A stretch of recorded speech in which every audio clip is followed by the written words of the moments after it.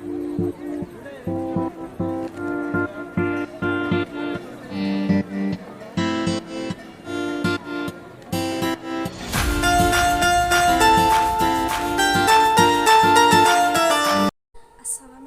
warahmatullahi wabarakatuh. Selamat siang Bapak Ibu dan Saudara yang saya hormati.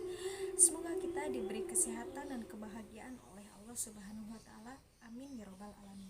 Seperti yang kita ketahui Bapak Ibu bahwa virus corona semakin menyebar dengan sangat pesat dan kita dituntut untuk mengikuti protokol pemerintah guna menekan angka penyebaran yang semakin banyak di setiap harinya. Bapak Ibu, tahukah Anda mengenai informasi hoax yang beredar di media sosial sangat banyak mengenai virus corona ini, sehingga masyarakat harus diedukasi tentang apa itu virus corona dan bagaimana cara pencegahannya. Pengetahuan yang diperoleh masyarakat dari penyuluhan ini diharapkan dapat bermanfaat untuk pencegahan virus corona. Adapun bentuk protokol pencegahan terpaparnya virus corona yaitu dengan cara yang pertama selalu mencuci tangan secara bersih dan menyeluruh di bawah air yang mengalir dengan menggunakan sabun, serta menghindari menyentuh area wajah, khususnya area mata, hidung, maupun mulut. Yang kedua yaitu semua masyarakat dianjurkan memakai masker, baik yang sehat maupun yang sakit. Lindungi diri dengan menggunakan masker pada saat keluar rumah. Jika semuanya memakai masker, kita akan terlindung sekaligus melindungi orang lain. Yang ketiga yaitu menjaga jarak saat berbicara dengan orang lain. Yang keempat yaitu jangan keluar rumah jika tidak ada kepentingan yang mendesak. Waspadalah, virus corona ada di sekitar kita. Banyak orang di luar sana tanpa gejala yang memiliki potensi untuk menularkan virus corona ini.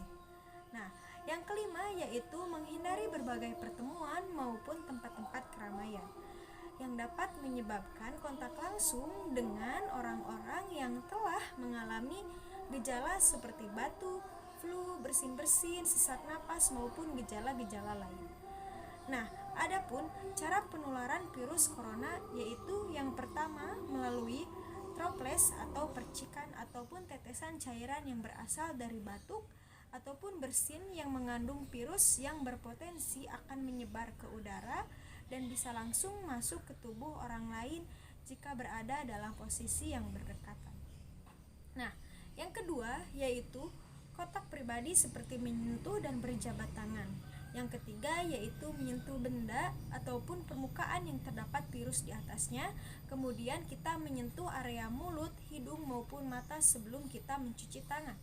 Yang keempat yaitu siapa saja yang harus dikarantina atau diisolasi, seperti pasien dalam pengawasan atau PDP, orang-orang dalam pemantauan atau ODP, PDP yang diperiksa untuk COVID-19 tetapi hasilnya tidak dapat disimpulkan atau hasil konfirmatif positif pen corona atau virus beta coronavirus, maka kasusnya harus pasti laboratoriumnya itu positif.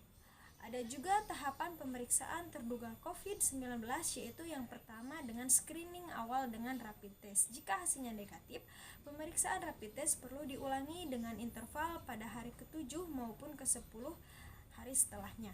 Yang kedua yaitu bila hasil rapid test positif dilanjutkan dengan pemeriksaan PCR maupun swab test yang bisa mendeteksi langsung virus corona. Nah, tes PCR ini yang dapat memastikan bahwa seseorang itu bisa positif terinfeksi virus corona maupun yang lainnya. Yang ketiga yaitu pemeriksaan penunjang lainnya adalah pemeriksaan torak atau ronsen dan pemeriksaan laboratorium untuk memastikan apakah ada indikasi infeksi ataupun radang saluran nafas.